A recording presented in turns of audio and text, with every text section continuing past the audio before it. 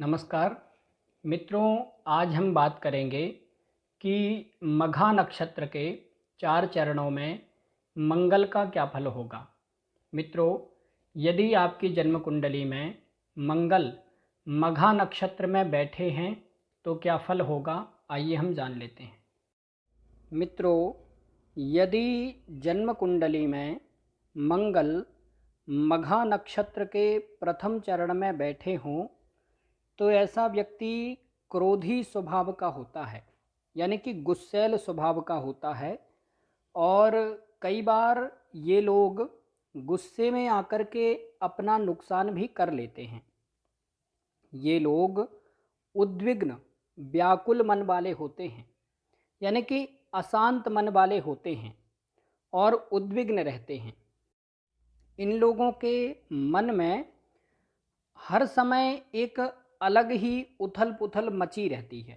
इनके मन में कन्फ्यूजन जैसी, भ्रम जैसा बना रहता है और उद्विग्नता भी बनी रहती है, उथल पुथल मची रहती है। ये लोग सरकारी नौकरी आदि करें तो इन लोगों को अच्छा लाभ होता है।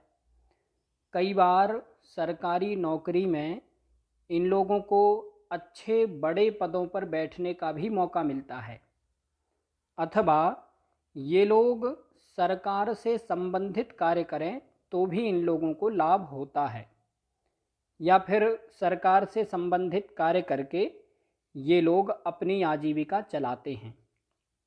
ये लोग व्यापार में रुचिवान होते हैं, यानी कि व्यापार करना इनको अच्छा लगता है, व्यापार करने में ये लोग रुचि रखते हैं। ये लोग यथोचित जीवन जीने वाले होते हैं, यानी कि अच्छा जीवन जीने वाले होते हैं और अपने हिसाब से इन लोगों को जो कुछ अच्छा लगता है ये करते जाते हैं। लेकिन इन लोगों का वैवाहिक जीवन सुखमय नहीं होता है। वैवाहिक जीवन मतभेद पूर्ण होता है, यानी कि वैवाहिक जीवन में ठीक ठाक सामंजस्य नहीं होता, अथवा किसी और कारण से वैवाहिक जीवन का सुख नहीं मिल पाता है, यानी कि कोई ना कोई ऐसी परेशानी होती है जिस कारण से इनको वैवाहिक जीवन का सुख नहीं मिल पाता है। अब वो परेशानियां बहुत सारी हो सकती हैं। यदि मंगल मघा नक्षत्र के प्रथम चरण में बैठे हों और कुंडली में मंगल शनि से युत हों, यानी कि शनि के साथ में बैठे हों, अथवा शनि से दृष्ट हों, यानी कि शनि के द्वारा देखे जा रहे हों, अथवा कुंडली में मंगल पाप प्रभाव में हो, यानी कि किसी पापक ग्रह से दृष्ट हों, अथवा पापक ग्रह के साथ में बैठे हों, यानी कि राहु केतु के साथ में हों, अथवा सूर्य के साथ में हों, या फिर शनि के साथ में हों। किसी भी पापक ग्रह के साथ हों या पापक ग्रह से दृष्ट हों और मघा नक्षत्र के प्रथम चरण में ही लग्न हो, तो फिर ऐसी स्थिति में व्यक्ति को कोई ना कोई घातक रोग हो सकता है, कोई बड़ा रोग हो जाता है जो कि जानलेवा भी हो सकता है। और ऐसा व्यक्ति किसी घातक रोग से, किसी बड़े रोग से परेशान होता है और उसी रोग के कारण उसकी मृत्यु भी हो सकती है। लेकिन ऐसा तभी होगा जब मंगल मघा नक्षत्र के प्रथम चरण में बैठे हों और कुंडली में मंगल पाप ग्रह से दृष्ट हों या पापक ग्रह के साथ में बैठे हों और मघा नक्षत्र के प्रथम चरण में ही लग्न हो। ऐसा तभी होगा, अन्यथा नहीं। मित्रों, यदि जन्म कुंडली में मंगल मघा नक्षत्र के दूसरे चरण में बैठे हों तो ऐसा व्यक्ति मांसल देह वाला होता है, यानी कि भरे हुए शरीर वाला होता है, थोड़ा सा मोटा होता है। कभी कभी इन लोगों का शरीर थुलथुल भी होता है, यानी कि मुलायम शरीर होता है और थुलथुल होता है, थोड़ा मोटे होते हैं, ये चर्बीदार शरीर होता है। ये लोग अति कामुक प्रवृत्ति के होते हैं और सांसारिक भोगों के प्रति लालची होते हैं, यानी कि सांसारिक सुखों की चाह रखने वाले होते हैं, अति सुख की चाह रखने वाले होते हैं, विलासी प्रवृत्ति के होते हैं। और ये लोग अति कामुक प्रवृत्ति के भी होते हैं, रति क्रीड़ा प्रेमी होते हैं, संभोग करने के प्रेमी होते हैं। ये लोग अनैतिक यौन संबंध भी बनाते हैं, यानी कि अपने जीवन साथी के अतिरिक्त किसी और व्यक्ति से शारीरिक संबंध बनाते हैं, अथवा इन लोगों के एक से ज़्यादा लोगों से शारीरिक संबंध बनते हैं। ये लोग अति कामुक प्रवृत्ति के होते हैं।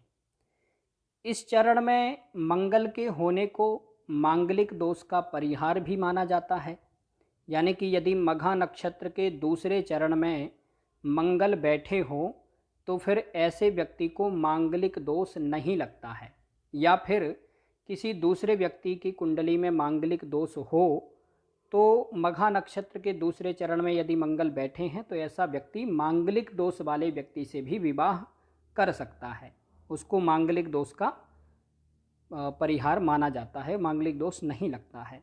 यदि कुंडली में मंगल गुरु के साथ में बैठे हों, यानी कि मघा नक्षत्र के दूसरे चरण में मंगल बैठे हों और मंगल कुंडली में बृहस्पति के साथ हों, गुरु के साथ हों, तो ऐसा व्यक्ति बुद्धिमान और बाल्यावस्था से ही, यानी बचपन से ही विलक्षण प्रतिभा संपन्न होता है, बाल्यावस्था से ही विलक्षण प्रतिभावान होता है। ऐसे लोग शिक्षण समस्याओं को सुलझाने में माहिर होते हैं और बहुत विद्वान होते हैं, उन्नतिशील होते हैं, प्रगतिशील होते हैं। इन लोगों के शरीर में पेट के पास, यानी कि पेट के दाएं तरफ, बाईं तरफ या फिर पेट के आसपास इन लोगों को कोई ना कोई एक काले रंग का निशान होता है और ये इनकी पहचान है। यदि पेट के आसपास कहीं कोई काले रंग का निशान हो तो हमें समझ जाना चाहिए कि इस व्यक्ति का कुंडली में मंगल और गुरु एक साथ बैठे हैं, ऐसा व्यक्ति विलक्षण प्रतिभा संपन्न होता है। मित्रों, यदि जन्म कुंडली में मंगल मघा नक्षत्र के तीसरे चरण में बैठे हों तो ऐसा व्यक्ति बुद्धिमान और विद्वान होता है। ऐसे लोग धार्मिक प्रवृत्ति के होते हैं और धार्मिक कार्यों में रुचिवान होते हैं, यानी कि धार्मिक कार्यों में, सामाजिक कार्यों में रुचि रखने वाले होते हैं। ये लोग दान पुण्य करने में भी रुचि रखते हैं, यानी कि समाज में दान पुण्य भी बहुत करते हैं, परोपकारी स्वभाव के होते हैं। ये लोग समाज में ज़रूरतमंद लोगों की सहायता भी करते हैं। ये लोग विद्वानों का आदर करने वाले होते हैं, यानी कि अपने से बड़े विद्वान और सम्मानित लोगों का आदर करते हैं, सम्मान करते हैं। ये लोग स्त्रियों के प्रिय होते हैं या फिर विपरीत लिंगियों के प्रिय होते हैं, यानी कि विपरीत लिंगी इन लोगों को पसंद करते हैं। विपरीत लिंगी का मतलब है कि यदि स्त्री हो तो उसको पुरुष पसंद करेंगे और यदि पुरुष हो तो उसको स्त्रियां पसंद करेंगी। ये लोग उदार स्वभाव के होते हैं और सभी पर दया करने वाले होते हैं, समाज में उदारता दिखाने वाले होते हैं। ये लोग तारीफ़ सुनने के शौकीन होते हैं, यानी कि अपनी तारीफ़ सुनना, अपनी बड़ाई सुनना इनको अच्छा लगता है और ये लोग तारीफ़ सुनने के लिए अपना पैसा भी खर्च करते हैं और तारीफ़ सुनने के लिए बहुत मेहनत भी करते हैं। केवल तारीफ़ सुनने के लिए ये लोग मेहनत करते, पैसा खर्च करते हैं। ये लोग सहवासी पाने के लिए सभी प्रकार की जिम्मेदारियां उठाने वाले होते हैं और कई बार अपनी क्षमता से ज़्यादा जिम्मेदारी उठाने में भी ना नहीं कहते, यानी कि तारीफ़ के चक्कर में, बड़ाई हो इसके चक्कर में ये लोग अपनी क्षमता से ज़्यादा जिम्मेदारियां उठाते हैं, यानी कि जितना काम ये लोग कर सकते हैं उससे भी ज़्यादा काम करते हैं अपनी तारीफ़ हो इसके लिए। ये लोग धन कमाने में भी माहिर होते हैं।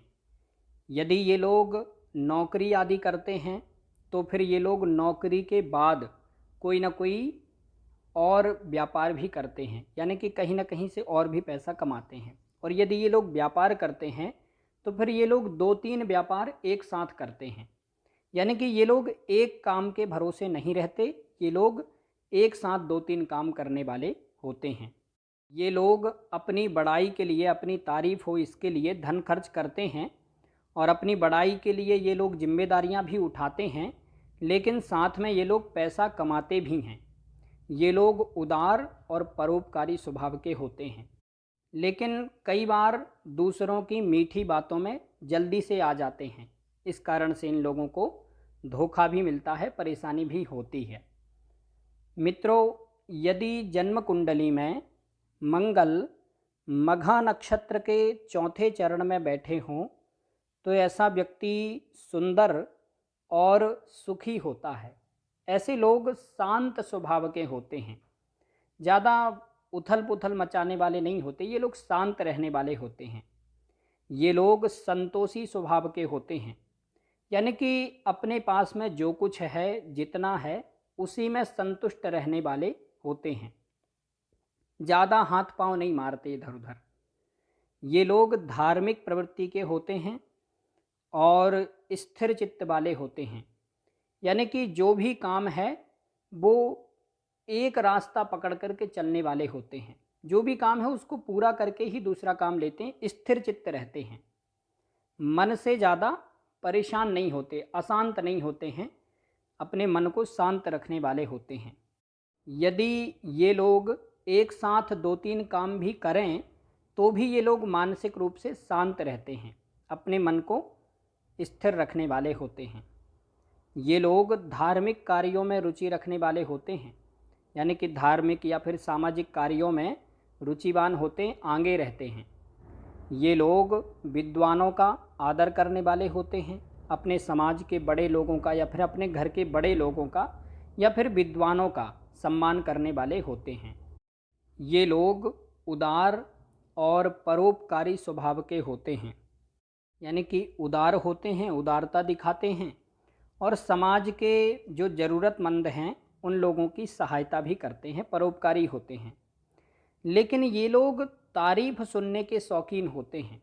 ये लोगों को अपनी तारीफ़ सुनना बहुत अच्छा लगता है, ये लोग अपनी बड़ाई सुनना चाहते हैं और कई बार सहवासी के चक्कर में, यानी कि शाबाशी मिले, तारीफ़ हो हमारी, इसके चक्कर में ये लोग अपनी क्षमता से अधिक जिम्मेदारी उठा लेते हैं, यानी कि जितना ये लोग कर सकते हैं उससे भी ज़्यादा करने के लिए कह देते हैं तारीफ़ के चक्कर में। ये लोग विपरीत लिंगियों के प्रिय होते हैं। विपरीत लिंगियों का मतलब है कि यदि स्त्री हो तो वह पुरुषों की प्रिय होगी, यानी कि पुरुष उसको पसंद करेंगे, और यदि पुरुष हो तो वह स्त्रियों का प्रिय होगा, यानी कि स्त्रियां उसे पसंद करेंगी। ये लोग समाज में सम्मानित भी होते हैं।